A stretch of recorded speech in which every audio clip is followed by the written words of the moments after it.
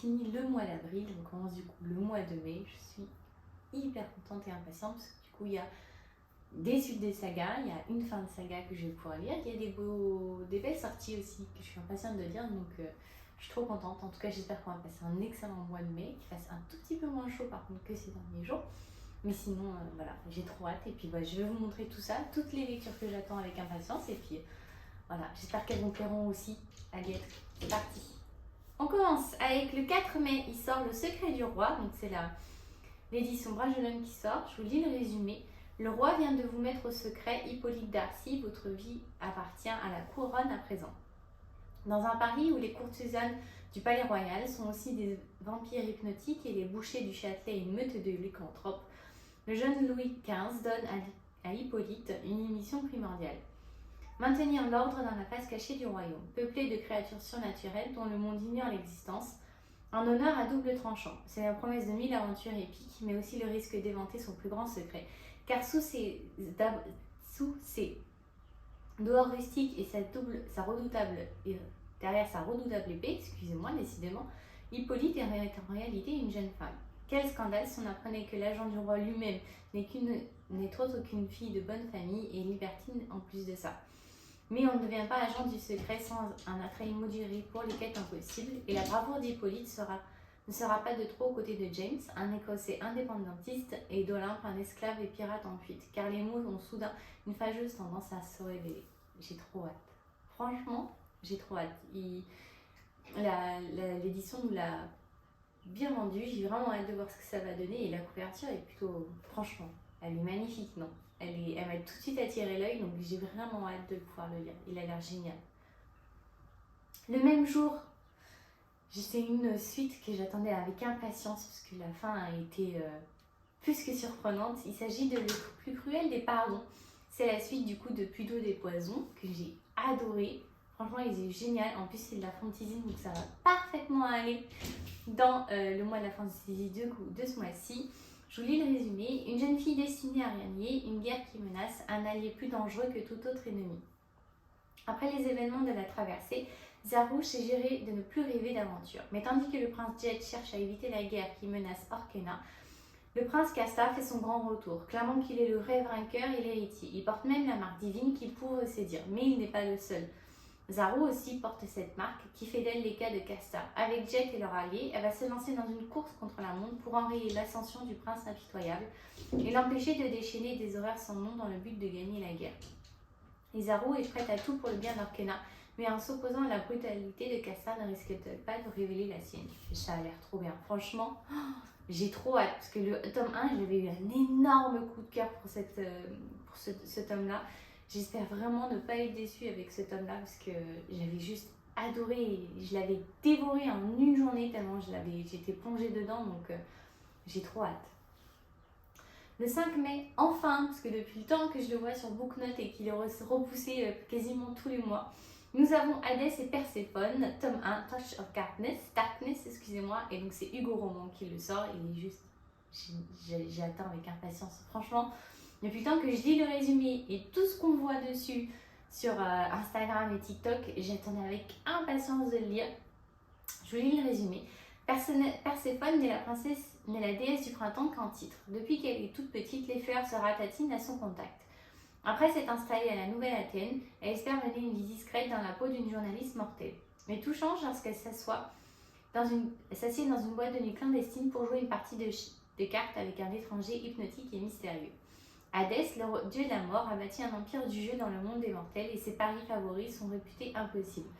Mais rien ne l'a jamais autant intrigué que la déesse qui lui offre une aubaine à laquelle il ne peut résister. Après sa rencontre avec Hadès, Perséphone se retrouve liée par un contrat avec le dieu des morts, dont les conditions sont impossibles. Elle doit créer la vie dans le monde souterrain ou perdre sa liberté à jamais.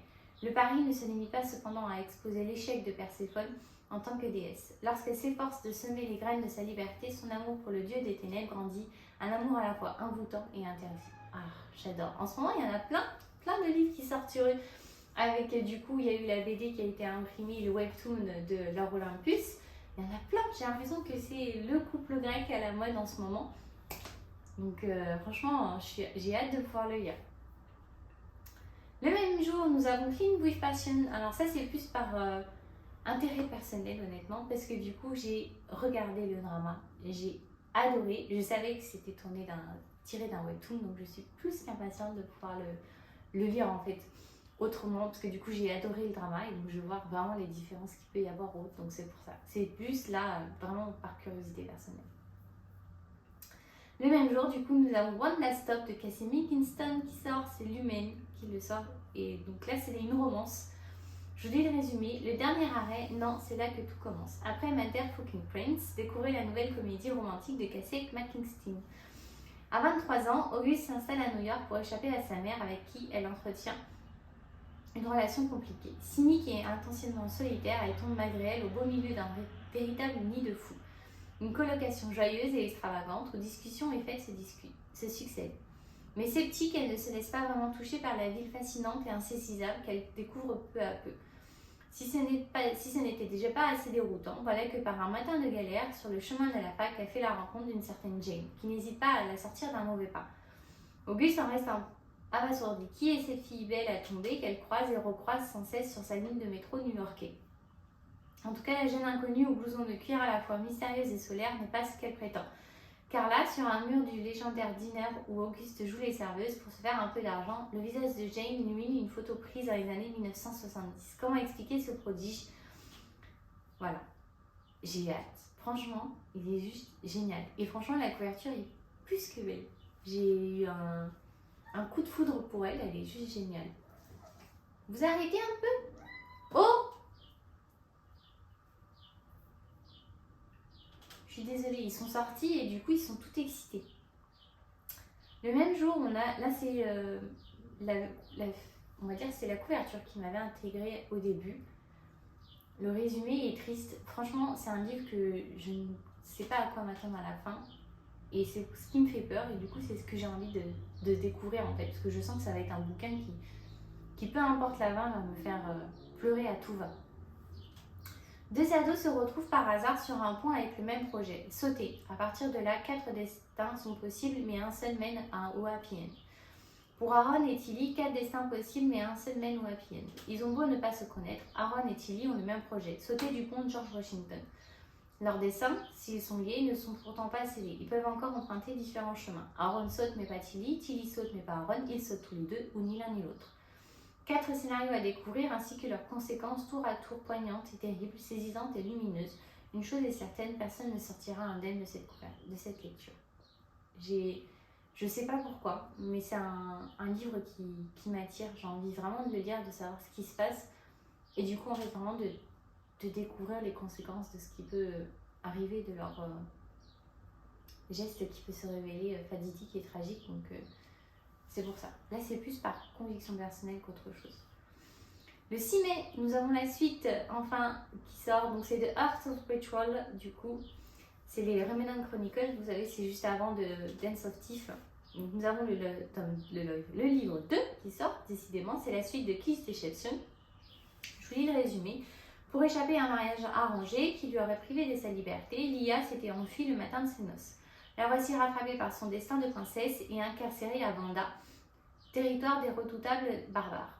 Loin de chez elle et sans aucun espoir de s'échapper, Lia ne sait à qui faire confiance. Rafé, le garçon qu'elle aime, lui a menti, mais il lui a aussi sacrifié sa liberté pour elle. Quant à Caden, elle a découvert qu'il était en réalité un assassin envoyé pour la tuer. Il lui a pourtant sauvé la vie en faisant croire au commissaire, le tyran qui règne sur Vanda, qu'elle avait le don de seconde vue. Et ce mensonge a pris une ampleur qui la dépasse complètement, car aux yeux du peuple Vanda, elle pourrait incarner la sauveuse d'une très ancienne légende. Tiraillée entre deux hommes, contrainte de jouer la comédie, Lia devra faire des choix qui détermineront son avenir, mais aussi le destin de tout le continent. J'ai trop hâte, franchement, hâte de voir ce que ça va donner. Le 11 mai, nous avons la suite d'une saga, du coup, c'est Un cœur si loyal, donc c'est de Crossbreaker, le tome 2 qui sort. C'était une brique, hein. Le tome 1, il faisait bien 600 pages. Et donc, du coup, en fait, on va dire que la malédiction s'était bien terminée dans le tome 1. Mais du coup, on ne savait pas ni le comment ni pourquoi. Et donc, du coup, normalement, ce tome-là est censé nous donner les clés. Mais il y en a 3. Donc, je ne pense pas qu'on aura toutes les réponses dans ce tome-là. Je vous lis le résumé. La malédiction est enfin brisée, mais le destin d'Emperfeld n'est pas scellé. Dans le royaume, des rumeurs circulent. Le prince Ren ne serait pas l'héritier légitime. Seul Grey, le commandant de la garde, connaît la dangereuse vérité. Pour rester fidèle à son prince, il doit la terre et rester caché. Même si ce faisant, tout le monde le pense coupable de trahison. Tandis que le trône vacille, Caris Luran, la reine ennemie, prépare son heure pour mettre la main basse sur les terres de Rennes. Seule sa fille, Iliamara, espère pouvoir empêcher un nouveau bain de sang. Mais pour cela, elle doit conclure un pacte avec Emberfell. Et si Ron ne veut pas de cette alliance, elle se tournera vers l'autre héritier, le commandant Grey lui-même. J'ai hâte de voir ce que ça va donner. À mon avis, ça va être... J'espère, hein, ça va être un tome beaucoup plus, on va dire, sombre et avec beaucoup plus de complot politique que le premier, à mon avis, qui était basé uniquement sur la malédiction. Là, on est vraiment plus sur la politique du royaume et comment garder, on va dire, un royaume en bon état. Le même jour, nous avons le Tribut des dieux qui sort, le tome 1. Honnêtement, c'est la couverture qui m'a intriguée. Je l'ai trouvée bizarre. Elle m'a paru un peu, du moins les images que j'ai vues, elles m'ont paru un peu bizarres. Du coup, je voulais savoir ce que ça donne.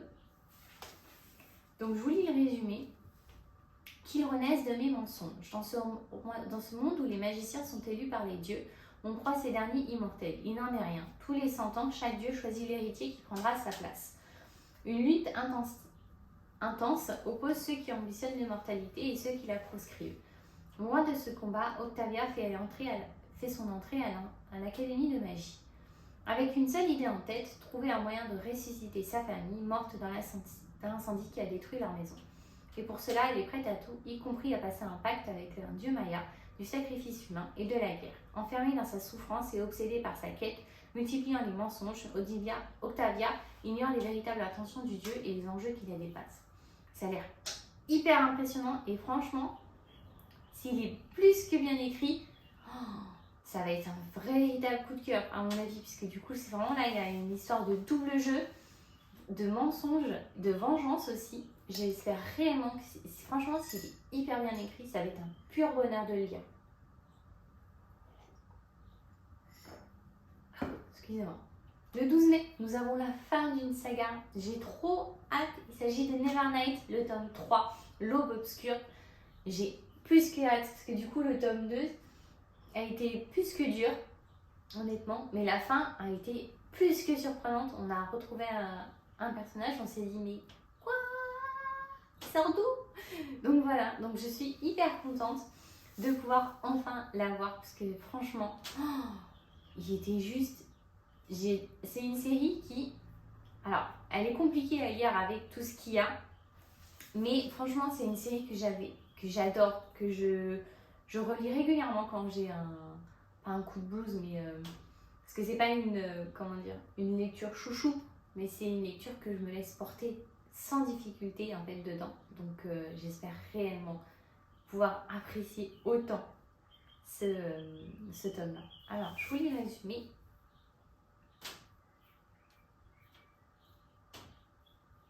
Alors, j'ai perdu ma page.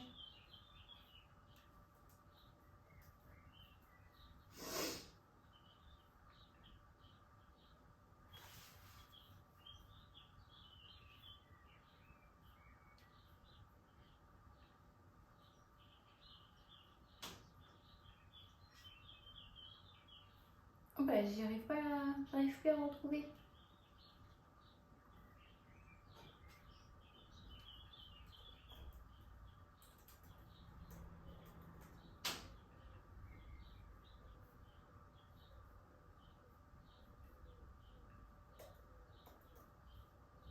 Décidément, j'y arrive pas. Voilà, arrête. Oui, arrête de passer près de la caméra, s'il te plaît. Bon, on va faire autrement, parce que j'arrive pas à retrouver là. Hop là.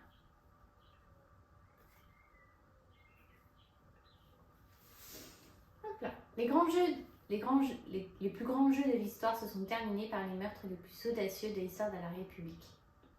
Mia, esclave évadée et assassin est en fuite, poursuivie par les lames de l'Église rouge et les soldats de la Légion Luminati. Elle ne pourrait jamais s'échapper vivante de la cité des bons et des ossements. Son mentor est maintenant entre les griffes de ses ennemis, sa propre famille souhaite sa mort. Son ennemi juré, le consul, n'est qu'à un souffle d'une domination totale de la République, mais sous la ville, un secret sombre vous attend. Avec son amant, son frère et son mystérieux bienfaiteur revenus de l'au-delà du voile de la mort, elle doit entreprendre un périlleux voyage à travers la République à la recherche de la réponse finale de l'énigme de sa vie. True Dark approche et la nuit tombe sur la République, peut-être pour une dernière fois. Miel peut-elle survivre dans un monde où même le jour de la lumière doit mourir? Franchement, j'ai trop hâte. C'est une série que je kiffe. Elle est juste géniale et Mia est une badass, comme j'aimerais pouvoir l'être. Donc j'ai vraiment hâte de pouvoir le lire. Le 12, pareil, nous avons La princesse sans visage qui sort des royaumes immobiles. La couverture est assez impressionnante, honnêtement. Et quand j'ai lu le résumé, je me suis dit pourquoi pas. C'est une lecture qui m'intéresse à voir ce que ça donne. Je pense que je commencerai d'abord par un e-book. J'hésite même à l'utiliser pour mon challenge, donc on va voir. Donc je vous lis. Dans les royaumes immobiles, l'existence est contrôlée par 4 monarques. Sans eux, la réalité serait réduite à un flot d'énergie magique et chaotique. Or, le trône d'automne, vacant depuis trop longtemps, menace cet équilibre. Il faut lancer un nouveau sacre. 7 jeunes filles peuvent y prétendre. La compétition sera sans pitié. Heidi est candidate malgré elle. À 18 ans, elle a passé toute son existence cachée derrière les murs de son manoir et les parois de son masque. Elle est une belle à mourir. Quiconque voit son visage est pris de folie meurtrière ou suicidaire. Propulsée dans le monde des cides, la noblesse des fées, au cœur des manigances qui la dépassent, elle va devoir puiser dans les ressources pour survivre. Un chemin qui l'amènera bien plus loin qu'elle ne l'aurait imaginé. Ça a l'air trop bien. Franchement, juste génial. Et la couverture, pour le coup, prend, on va dire, une importance beaucoup plus particulière en fait sur le roman quand on lit le résumé. Donc j'ai vraiment hâte de le lire, ça va être juste génial. Le 18 mai, nous avons Celle qui devient le soleil qui sort. C'est Bragelonne qui le sort et franchement, je l'ai en anglais. Il fait partie de ma pile à lire pour le mois de la fantasy. Je vous lis le résumé. Celle qui devient le soleil réinvente l'ascension vers le pouvoir du premier empereur de la dynastie Ming. Zhu, impossible survivante, est prête à tout pour acquérir le mandat du ciel. Dans un village rongé par la famine, au cœur d'une plaine poussiéreuse, 2 enfants reçoivent chacun une destinée. Le garçon est promis à la grandeur, la fille au néant. En 1345, la Chine est soumise à la cruelle domination mongole. Pour les paysans faméliques de la plaine des milieux, la grandeur n'existe que dans les contes. Quand la famille Zhu apprend que Shomba, leur 8e fils, est promis à un fabuleux destin, tous peinent à imaginer comment s'accomplira ce miracle. En revanche, nul ne s'étonne que la deuxième des filles Zhu, fine et débrouillarde, sera promise au néant. Mais lorsqu'une attaque de l'hors-la-loi les laisse orphelins, c'est le fils qui se laisse mourir de chagrin, prêt à tout pour échapper à la fin annoncée. La jeune fille endosse l'identité de son frère afin de devenir novice dans un monastère. Là, poussée par un mystérieux désir de survivre, Zhu apprend qu'elle est capable de tout, même du pire, pour déjouer sa destinée. Ça a l'air trop bien. Lorsque son sanctuaire est détruit pour avoir soutenu la rébellion contre les Mongols, Zhu saisit cette chance pour s'emparer d'un tout autre avenir, la grandeur abandonnée de son frère. Ça va être génial, ça va être trop bien. On est un peu sur du Mulan pour le coup. Et j'adore ce genre de roman et même de film où du coup la fille cache son identité pour pouvoir avoir, soyons honnêtes, les mêmes chances qu'un homme. Donc j'ai trop hâte et j'ai vraiment hâte. J'espère vraiment qu'il est super bien écrit. Le 19 mai. Alors là, les prochains qui sortent, les dates sont repoussées régulièrement. Là, je vous l'ai dit, ils sont pour le moment disponibles à cette date-là sur la FNAC. Après, il faut toujours faire attention parce que des fois, la FNAC repousse aussi. Donc là, c'est des dates, on va dire, à plus ou moins prendre avec précaution. Le 17 mai, du coup, nous avons les Saisons du chaos qui sort. Le tome 2, il était annoncé normalement pour le mois dernier déjà. Pour le mois d'avril, c'est ce qu'ils avaient prévu de Saxus sur leur Instagram, mais du coup, il n'y a pas de nouvelles depuis. Ensemble, ils enflammeront le monde. Après le succès de la saison des tempêtes, Hélène Cosimano revient avec un second tome plein de surprises et d'originalité qui avait été la force incontestable de cette histoire pas comme les autres. Entraînés dans un jeu de la mort grandeur nature, des adolescents sont devenus les incarnations immortelles des saisons et se sont entretués pendant de longues années. Mais un jour, les sentiments de Jacques et Fleur vont renverser ce système, alliés à d'autres saisons, refusant la tyrannie de Chronos, le machiavélique créateur de cet univers. Ils ont triomphé du mal et montré que rien ne pouvait être plus fort que leur union sacrée. Ce choix a eu un coût. Jack a sacrifié sa magie hivernale et son immortalité pour assurer leur survie. Et même s'il ferait n'importe quoi pour Fleur, il ne peut nier le vide qu'il ressent depuis. Le monde qu'il pensait avoir libéré de la tyrannie est toujours en prise avec les retombées de la rébellion qu'ils ont enclenchée. Avec le professeur Lyon comme nouveau Chronos, les saisons sont libres de faire ce qu'elles veulent. Mais tout le monde n'est pas satisfait du changement de direction. Des forces ennemies cherchent à se venger et le chaos va s'étendre au monde entier. J'ai hâte, j'espère réellement qu'il va sortir ce mois-ci, parce que c'est vraiment une suite de saga que j'attends avec impatience.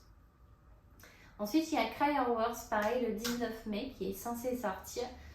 Normalement, il était déjà annoncé pour le mois dernier. Donc, je ne sais pas du tout s'il va sortir ou autre. Je vous en ai parlé le mois dernier aussi et j'ai vraiment hâte de pouvoir le voir parce que c'est... honnêtement, c'est une série qui donne envie, qui a l'air plutôt pas mal. Donc, après la guerre des genres, ayant ravagé le royaume de Rabout, les automates, conçus pour être les jouets de la famille royale, ont usurpé leur domaine de propriété et ont plié la race humaine à leur volonté. Aujourd'hui, Alia, une servante humaine montant dans les rangs de la maison de souverain, rêve de venger sa famille en tuant la fille du souverain, Lady Cryer. Cryer a été faite pour être belle, sans défaut et pour perpétuer l'héritage de son père. Mais c'était avant ses fiançailles avec l'énigmatique Sraikinoc, avant qu'elle ne découvre que son père n'est pas le roi bienveillant qu'elle admira autrefois, et surtout avant de sa rencontre avec Alia. Maintenant, avec l'agitation humaine croissante à travers le pays, les pressions d'une reine étrangère et un nouveau chef maléfique plein d'essor, Cryer et Alia vont découvrir qu'il ne peut être qu'une seule voie vers l'amour, la guerre. J'ai hâte de voir ce que ça va donner. Franchement, j'espère qu'il va sortir. On va voir ce que ça donne. Qu'est-ce que vous faites? On va voir ce que ça donne, s'il sort réellement ou pas. Le même jour, nous avons Hybride, la levée du voile qui est sortie. J'ai été intriguée par la couverture, qui a l'air plutôt pas mal. Et quand j'ai lu le résumé, je me suis dit, mais parfait! Il va dans une catégorie que j'avais eu du mal à remplir. Donc pour mon challenge du mois de la fantasy, donc il est juste génial. Depuis 10 ans, Margot est exilée dans un pensionnat au fin fond du Vercors. Sa mère, Adélaïde, l'a tenue éloignée de son foyer durant tout ce temps pour la punir d'un tragique événement dont elle la tient responsable. Contre toute attente, Margot est pourtant rappelée chez elle en Champagne pour passer l'intégralité de ses vacances d'été. Un été qui s'avère plus intense que prévu car la jeune fille découvre qu'elle est la descendante des elfes et des druides, gardienne d'un savoir ancestral et puissante, guerrière en devenir.